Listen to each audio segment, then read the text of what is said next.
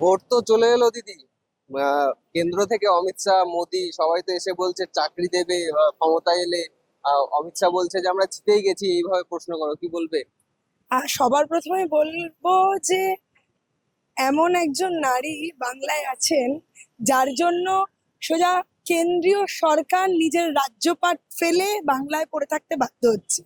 মানে বাংলা দখলটা তাদের এখন মোটো। এককালে দেখেছিলাম ব্রিটিশ এই বাংলাকে লুটেছিল, আজকে সেই ব্রিটিশের বুট চাটা বাংলা জ্বালাও পার্টি বা বিজেপি বাংলা লুট করতে আসছে। আচ্ছা, ওনারা চাকরি দেবেন বলছেন, কি সব সংকল্প পত্র ফত্র বের করেছেন? আমার একটা প্রশ্ন আছে, এতদিন দিতে বারণ কে করেছিল? মানে ক্ষমতা না পেলে দেশের মানুষের সেবা করবে না, এইটা যাদের মোটো হয়, বাঙালি তাদের আস্থা কুটটা দেখিয়ে দেয়। এটা আগামী দিনে আবারও প্রমাণিত হবে। কারণ দেখুন, বিজেপির পাপের ঘরা পূর্ণ, বিজেপি এবার শূন্য শূন্য শূন্য। কিন্তু ক্ষমতায় নেই কেন বলছেন? কেন্দ্রেতে ক্ষমতায় আছে। আমি কোথায় বললাম? ওরা বলছে মানে বাংলায় নেই। তা বাংলায় খর্ব করতে পারছে না মমতা বন্দ্যোপাধ্যায়ের এত ভালোবাসা, এত আপ্যায়ন, মানুষকে মানুষকে আগলে রাখার মনোভাবটা ওরা কেটে ফেলতে চাইছে, ছেঁটে ফেলতে চাইছে। বাঙালিকে ভাবছে একদম মেরুদণ্ড বিক্রি করার ব্যবস্থা করার চেষ্টা করছে, পারলো না বলে এসআইআর এর মাধ্যমে নাম কাটছে। শুনে রাখো, এই বিজেপি, অমিত শাহ এবং যত চাড্ডা নাড্ডারা আসছে যাচ্ছে, ডেলি প্যাসেঞ্জারি করছে, ভোটের আগে পরিযায়ী ভোট পাখি হচ্ছে, তাদের উদ্দেশ্যে একটা বক্তব্য: বাংলা এবং বাঙালি কোনোদিন এই অবাঙালি অপশাসনের বিরুদ্ধে সারা জীবন রুখে দাঁড়িয়েছে এবং মাথা নিচু করেনি, আর করবেও না। কারণ বাঙালি জানে নিজের অধিকার কিভাবে বুঝে নিতে হয়। যারা দেশ থেকে ব্রিটিশকে দাঁড়িয়েছিল, ব্রিটিশের বুক চিরে স্বাধীনতা নিয়ে আসতে পেরেছিল, সেই বাঙালিকে তুমি চোখ রাঙাবে। আর বাংলায় এসে দেখলেন আপনারা, আমাদের বুলডোজার সরকার যিনি চালান, এই যাকে আমরা বলছি যোগী আদিত্যনাথ, উনি সোজাসুজি বললেন, কি জানি একটা বাজে ভাষা, মুখে আনতে লজ্জা লাগছে সেই ভাষায় বলছে, বাংলা ভাষাকে সেই তকমা দিচ্ছে। আমি না আনবো না সেই নামটা মুখে, কারণ আমার বাংলা ভাষা এই দেশকে, আপনারা জানেন, নোবেল এনে দিয়েছে এই বাঙালি। আপনারা জানেন অমর্ত্য সেন অর্থনীতিতে নোবেল এনে দিয়েছে। বাংলা বাঙালি গোটা ভারতবর্ষকে গর্ব ছাড়া কিছু দেয়নি। অস্কার এনে দিয়েছেন সত্যজিৎ রায়। সেই বাংলা বাঙালিকে অপমান করার স্পর্ধা যারা দেখায়, তাদের এই স্পর্ধাকে দুর্মুষ করার জন্য বাঙালি যথেষ্ট। যারা হয়রানি করালো, এসআইআর এর লাইনে দাঁড় করালো, তাদের উত্তরটা মানুষ ভোটের লাইনে দাঁড়িয়ে একদম সপাটে দুগালে দুটো চড় মেরে দেবে। এবং আগের বার 2021-এ আমরা বলেছিলাম যে খেলা হবে, এবার আমরা বলছি পদ্মফুল সমূলে উৎপাটিত করা হবে, একদম তাদের জামানতটা জব্দ করবে এই বাঙালি। 50-এর নিচে হামাগুড়ি দেবো আমরা এই বিজেপিকে।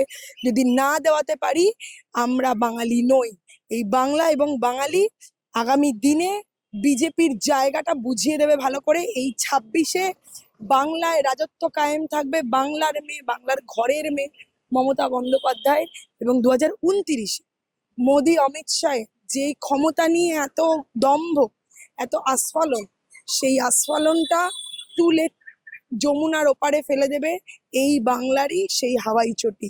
এটা শুধু সময়ের অপেক্ষা। দিল্লিতে আপনারা দেখে নেবেন, সরকার গড়বে এবং এই বাংলার থেকেই প্রতিনিধিত্ব করবে আগামীর প্রধানমন্ত্রী। না, অপরদিকে তুমি যেটা বলছো ঠিক আছে, কিন্তু চাকরি তো এটা তো বাস্তব কথা যে 26,000 চাকরি গিয়েছে, সেখানে দুর্নীতি হয়েছে বাংলাতে।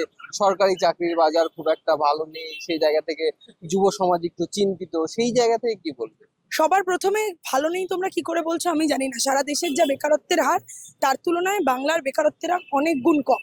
তারপরে জিডিপি, ভারতবর্ষের যা জিডিপি তার থেকে অনেক বেশি, অনেক ভালো স্থানে রয়েছে বাংলার এই জিডিপি। শুধু এই নয়, আরো একটা বড় বিষয়, 26,000 যে চাকরি চলে গেছে, তোমরা দেখেছো কিভাবে আরো কতগুলো মানুষের চাকরি চলে যাচ্ছিল। এই সরকার বুক পেতে দাঁড়িয়ে তাদের হয়ে লড়াই দিয়ে চাকরিগুলো ছিনিয়ে এনেছে এবং অন্যায্য প্রমাণ করে দিয়েছে। আজ তোমরা যাদের জাস্টিস গাঙ্গুলি বলতে, সেই বিক্রি হয়ে যাওয়া গাঙ্গুলি প্রমাণ করে দিয়েছে সে টিকিটের লোভে এইসব সাধারণ খেটে খাওয়া ছেলে মেয়েগুলোর পেটে লাথি মেরে নিজের টিকিটটাকে কনফার্ম করেছে। তোমরা কি করে বলো চাকরি নেই? অন্যান্য ডিপার্টমেন্টগুলোয় তো চাকরি চলছে, কেন হচ্ছে না? কারণ এরা বারংবার কেস করছে। কেন করছে? যাতে এই কথাটা বলতে পারে। কিন্তু বাঙালি যথেষ্ট সচেতন, জানো তো?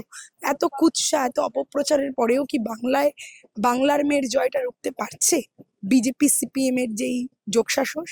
পারেনি, পারবেও না। তোমরা দুদিন আগে কেন বলছো না এই যে হুমায়ুন কবির কি মারাত্মক একটা বিক্রির চাল করেছিল আমার সংখ্যালঘু ভাইদের বিশ্বাসটাকে?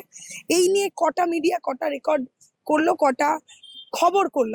আমার একটু জানা খুব ইচ্ছা আছে, কেন করলো না?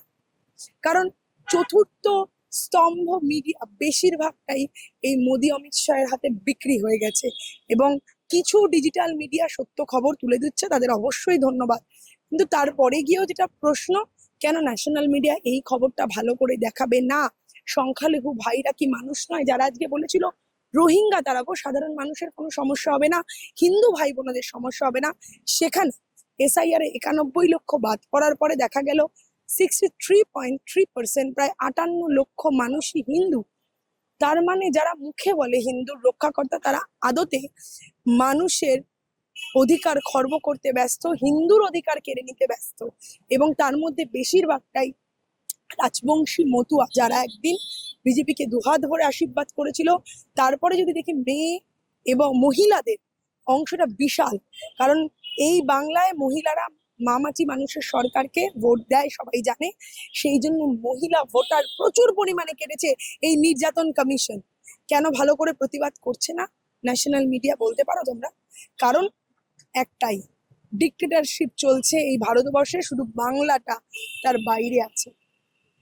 অপরদিকে ভোট এলেও প্রসার একেবারে তুঙ্গে, সেখান থেকে এই পার্টির লোক ওই পার্টিকে কটাক্ষ করে, ওই পার্টি। সেই জায়গা থেকে আমরা দেখছি পানিহাটির প্রার্থী অভয়ার মা, তিনি মুখ্যমন্ত্রীর নামে কদর্য ভাষায় গালিগালাজ করছেন এবং তার চুলের মুঠি ধরে তাকে মারার কথা পর্যন্ত বলছেন। কি বলবেন? শুনুন, ওনাকে না মানুষ বলতে আমার ঘেন্না লাগে। মা তো পরে হবেন, জন্ম দিলেই মা হওয়া যায় না, সেটা উনি প্রমাণ করেছেন। নিজের মেয়েকে বিক্রি করে টিকিট যে কেনে, সে মা? কি করবেন উনি? বিজেপির হাত ধরছে, যেখানে কুলদীপ শ্রীঙ্গার এরা রয়েছে, একটার পর একটা, ব্রিজভূষণ, এদের রক্ষাকর্তা হচ্ছে বিজেপি। এরা বলছে এদের হাত ধরে নাকি এরা জাস্টিস আনবে। কিসের জাস্টিস? সিবিআই তো একই রিপোর্ট দিয়েছে যা কলকাতার পুলিশ দিয়েছে। হ্যাঁ, আপনি মানতে নারাজ, সেটা আপনার মানসিক সমস্যা, সেটা আমরা দায় নেব না। আপনার মানসিক বিকার, মানসিক বিকৃতি, মানসিকভাবে হিংসাত্মক হয়ে পড়েছেন আপনি, সেটা সমাজের বুকে ছড়িয়ে দিচ্ছেন। আর উনি একজন প্রার্থী, ওনার শিক্ষাগত যোগ্যতা কি? একটা বিধানসভা কেন্দ্রকে চালাতে গেলে একটা মিনিমাম শিক্ষাগত যোগ্যতা লাগে, সেটা ওনার আছে? আমরা তো দেখলাম সোশ্যাল মিডিয়ার মাধ্যমে ওনার রিপোর্ট কার্ড। আপনি আগে মুখের ভাষাটা ঠিক করুন, তারপরে তো প্রতিনিধিত্ব করবেন। মেয়ের নামে মেয়েকে বিক্রি করে আজকে আপনি টিকিট কিনলেন, আপনার লজ্জা হওয়া উচিত নারী হিসেবে। আমি একদম স্পষ্ট হিসেবে বলছি, আমি একজন মহিলা হয়ে বলছি, আপনি মানুষই নন।